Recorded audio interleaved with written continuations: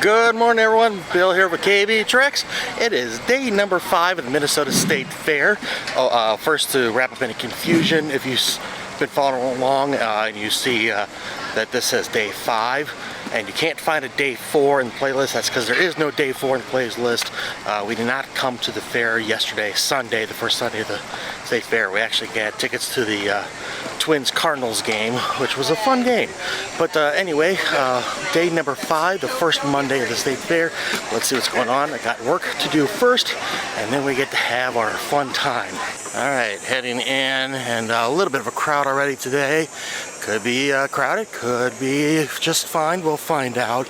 It is humid though. As soon as I took my lens cap off of my camera, it just like clouded up instantly, so I had to wipe that down, and it's still kind of getting adjusted to the temperature.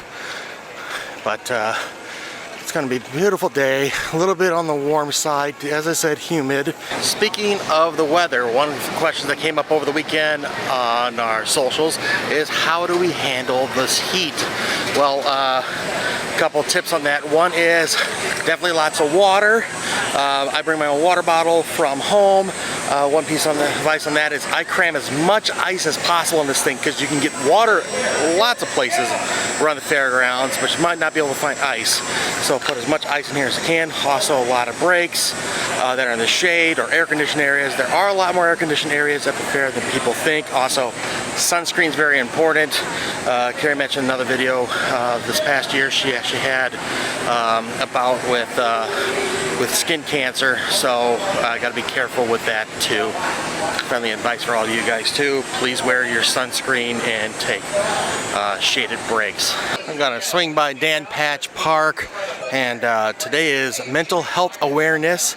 It's today's theme at the park. Once again, they rotate this every day for a different theme, and I can definitely confirm this is nice this year. I believe this is all new, because I don't remember last year they kept these more permanent-esque type tents, not permanent, but permanent through the fair, that people can rotate with their stuff underneath that. So that's a nice addition.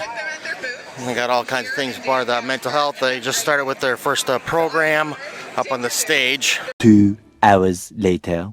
Okay, I'm done with work, and time to find some fun things to do around the fair. First, I was a little bit wrong with the weather. It is 86 now, which to me isn't bad, but it's supposed to be a high of 92. And then we're talking about with the humidity, the heat index could be like 100 degrees, so yay! Anyway, it seems like it's keeping a little bit of the crowd away. We'll find out as we go here. I'm trying to figure out what to do now. I think we're gonna grab something to eat. I have eyed this before. I think I'm gonna actually try it. So this is pronounced koshery. It's Egyptian cuisine. I got the beef version of this. This is $15. They have a vegetarian 13 and a chicken that's also 15. So this seems to be chickpea type of noodles, beans, beef, kind of a couple different kind of noodles in here. It looks like a elbow and like maybe a spaghetti-ish type. I'm not exactly sure what this crunchy stuff is on top. Mix it up a little. There's also rice in there and some type of sauce, red sauce. It comes with they have a couple different sauces that are available to add on. I'm gonna try one or two of those. They have a garlicky vinegar sauce and a hot sauce. I tried both sauces together on this, the garlic and the hot sauce. I like this. I'd say probably out of 5, I'd give it a 4 at least. Yeah, I'd do this again. Just talked to the owner of that booth.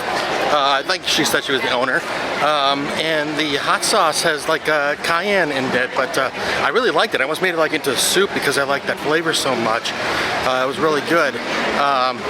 And to me it was a good flavor spice, not like a hot spice. To me there's two different things when it comes to spicy and hot. Spicy can really make you sweat even if it's 12 degrees outside. I don't need help sweating today, but it was good. So I'm going to go check out the DNR building first. Out front you can learn about all the different state parks that we have in our wonderful state. And we got the schedule for the shows. Gonna go left as I come in. This seems like it's a kids activity type area. Here's some information about taconite, which the Iron Range, northern Minnesota, is known for. So here's kind of the process that gets drilled. That's raw taconite, and then they can grind it up, make it into pellets, which they can make into steel and all kinds of things like screws and bolts, washers, that kind of stuff. Today's theme is going to be trying to stay cool. There I go. I got a fan in the DNR building in the east side, I think we are. You can see some more videos and information about mining and manufacturing in Minnesota. I know plenty of people that would love this stuff. These are agates, unpolished agates. When you polish them, they become these beautiful rocks. I know people who collect these, and sometimes they just kind of go out to like a park or something and they hunt for them. Let's continue through the rest of the building. In this main room, they got a lot of fish and other Minnesota wildlife, natural. Learn about invasive species like the zebra mussels. Zebra mussels can be all kinds of problems in lakes and rivers. If they once they get in, you can't get them out basically. They are giving out boot brushes, so you can use this after you go hiking or work in your yard to get mud and stuff off your boots, so you don't spread things like other invasive seeds. Alright, I'm about to show something else, but before I'm going to show the fishes that are natural to Minnesota. A lot of these you can find over in the fish pond that I showed in the video from the other day. Now, fair warning, we're going to see some snakes here, so you might want to fast forward a couple seconds. Next to that are snakes that are native to Minnesota, so like the garter snake, western fox snake, bull snake, timber rattlesnake, and that's a western rat snake. That is one snake. I'm going to say I completely understand if you don't like snakes. I know plenty of people who don't, like my dad and my grandpa hate snakes. But at the same time, they really help control the rodent population, so they are beneficial to our ecosystem. This one's got some painted turtles and some other fish. I'm not sure what the gold ones are. They could just be goldfish that, you know, to demonstrate goldfish that are left out in public parks when people don't want them. Unfortunately, it's so humid. They got a really fog on all the, or condensation, say, on all this glass. This is supposed to be some of the river systems in Minnesota, so you can get trout in here for the most part. So rainbow and brook and brown trout are native to Minnesota. I think these are rainbow. Well, that's a rainbow. And the last area in the main room, find out about forest. One benefit of our Minnesota forest is maple syrup. Lots of maple syrup opportunities in the state. You could possibly even tap maple syrup in your own yard if you have them sugar maple. And of course they're home to plenty of things like squirrels and woodpeckers. You get a big photo and a big boot. Oh, so this is a cave area or something. You have to go the other way to get in there, so you have to go outside. So we're going to go outside to go to the entrance out on the back. So this is where the fish pond is, but between the building and the fish pond, they have a couple things like here they're showing how they build canoes. So it looks like they got a frame going here, and then they're going to put a cover on that, a skin. Old school, they would use bark from birch trees to make canoes, but these are more modern for sure. Well, that looks really cool. This group here is the Wildlife Science Center. They are up in Stacy, Minnesota, and you can actually take tours there. And they have quite a few wolves there. I've been there before. It's really neat. Looks like they're demonstrating a falcon. Beautiful. It's a Middle Eastern subspecies of falcons. Red cap falcon? Yep. Okay. Beautiful. Oh yeah, she is just stunning. How did she come into your care? So she was imported as a chick. To be a falconry bird, and she was successful for a couple of years, but she developed a really bad attitude. Okay. So she's bitey and gets in people's faces and stuff. So when we were reached out to and asked to take her, we're like, we don't mind spicy birds. So yeah, she's great. All right, we're gonna go into this cave-looking thing, which is actually an entrance to a cave thing. You can hear the squawking of bats coming in here. But now we're in the forest. You can see all kinds of animals, wild turkey, more owls, deer, squirrels, raccoons. Wow. The elusive Minnesota fan. Why are you running away from me? Come back here. Ah, that's more like it. This is a replicate in Minnesota Prairie. Animals you might find in there. Got, looks like skunks and jackrabbits, ducks, different cranes, pheasants. Don't forget to look up trumpeter swans. What do you got here? It's a ringneck pheasant, Chinese ringneck. Okay. Are they native to Minnesota? They are not. They were brought in from China in the late 1800s and they flourished in the upper Midwest. Okay. They're everywhere now in the upper Midwest. So this is what you see fly in front of your car while you're driving down the road. Yes. Okay. Cute little otter. That is a gray wolf, also known as a timber wolf. Same thing, just different names. Hiding in the grass is something that many Minnesotans find familiar. Loon. It's always interesting with loons, I think. There's so many things like their beak is more of a needle. So like if it attacks you or whatever, it's gonna needle you with its beak. It's also got the bright red eyes. And something that's unique is their feet are so far back on their bodies. They can't really walk very well on land. What do you have? So we got a coyote here, Coyote? Okay. a really healthy one, Okay. and this year they're doing really well. We got a lot of rabbits, Okay. and then this guy, what do you think? Badger? Yes. Hey, you got it right. Cool fact, these have been known to hunt together. Hunt together? So like one scares them out, the other one comes around the other side? Or? Exactly right. This is the Interesting. runner chaser, and this is the digger digger. Really? You can see see some of that on YouTube. Oh, okay. So they got like a symbiotic relationship sometimes. Not all the time, but sometimes. Interesting. Did not know that. I didn't either. That's cool. Oh, a couple more to greet you as you're leaving. Bald eagle, bobcat, another one of those crazy fan creatures. Oh, and a moose makes an appearance at the end. Oh, next to a black bear. I didn't see the black bear. Do you know how to tell the difference between a black bear and a grizzly bear? Piss it off and then climb a tree. A black bear will follow you, a grizzly bear will knock the tree over. I'm gonna go out the back door here. Oh, there's Smokey Bear. That is Smokey Bear, not Smokey the Bear, Smokey Bear. On the one side of the DNR building, so the pond is on the one side and the front is on the other. They have the garden stage. This is across from Cafe Carib, I can never pronounce the words. Anyway, so they have things on occasion where they have live animals on this display. Next to that is the fire tower, the DNR Fire Tower. So they have these out in the wild, and rangers climb them to keep track of any wildfires. And I think I'm going to do something that I've never done before. Well, for fun. I'm going to climb the tower. Going to get in line here, and I think that this is free. Here's some tower facts. It is 65 feet tall and 84 steps, and I can't wait to do every one.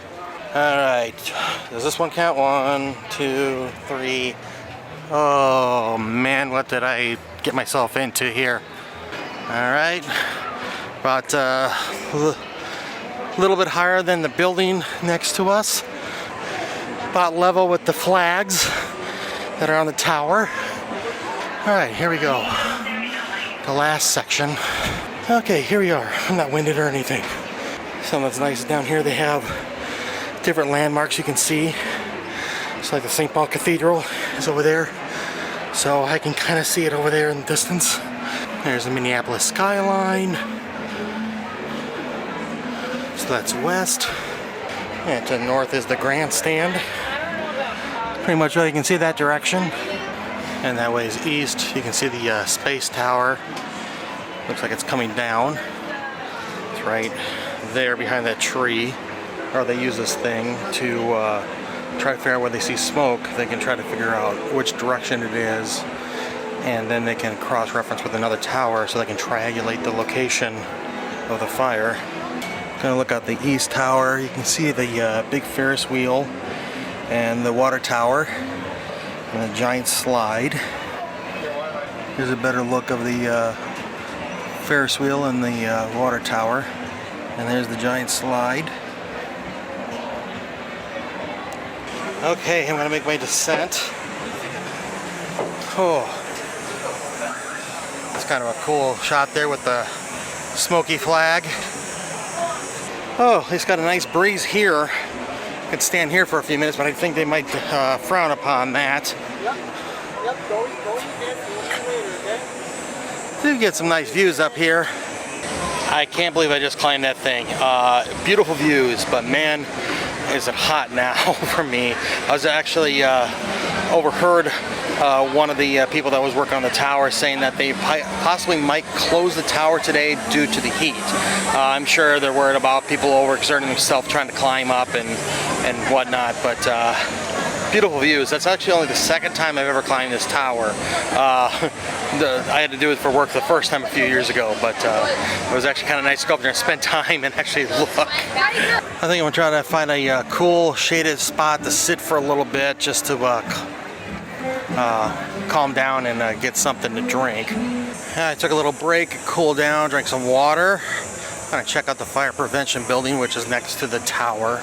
So in here is kind of one of the towers that they would have out. This is supposed to be from View and Relax, and they actually have a photo below so you can see what kind of a ladder they had to climb up to get there. Making a full circle around the DNR building. This is one of the vehicles that they can use to try to get through the woods. I mean, look at these treads on this sucker. That actually might be kind of fun to drive. And then that's one of their fire suits. That's an old school model AA truck. That was fun about the state fair, just running into people you know and having a nice conversation, catching up. Right now I'm just kind of wandering. This is the big giant slide. I didn't get a photo opportunity in the front there. This is $4 per person, no matter your age or size. And you get like a mat and then you just ride the thing down. I don't think I've ever gone down the giant slide. And here comes some happy customers, it looks like. Whee! Oh, he took the lead quick. Here comes another group. Oop. They got enclosed in the mat. Well, one thing's for sure, the heat is keeping the crowds away. There, of course, is a crowd, but it's not as bad as it was over the weekend when we were here. I think next I'm going to go into the food building. There's something I wanted to get in there, not for me. So the fair has 40-something water bottle refill stations around the grounds. So stay cool. These are over by the food building.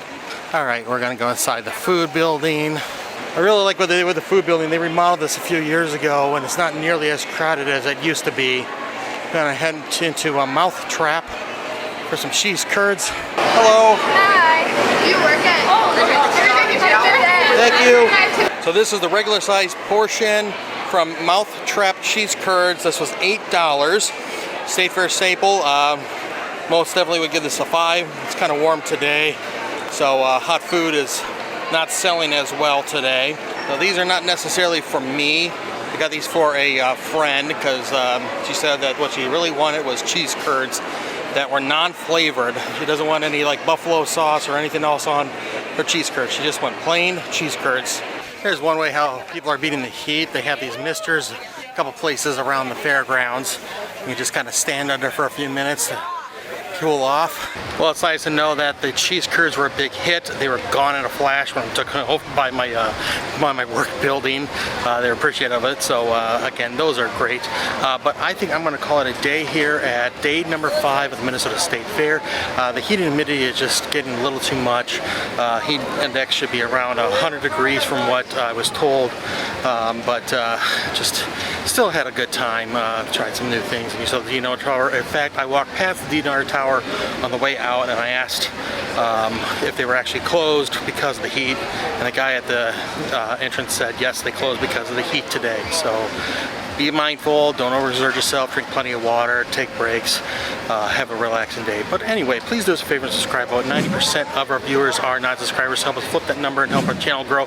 We'll reach our next goal of 2,000 subscribers. But I'm going to be back for day number 6 tomorrow. Got some more work to do, and after I get work, we can hopefully play. Hopefully it'll be cooler. Won't know until then. They say one thing, could be something else, never sure. But I want to thank you for joining us. I'm Bill. You've been watching KB Treks. Please do like, share, and subscribe. We'll see you next time. Until then, good luck and have fun.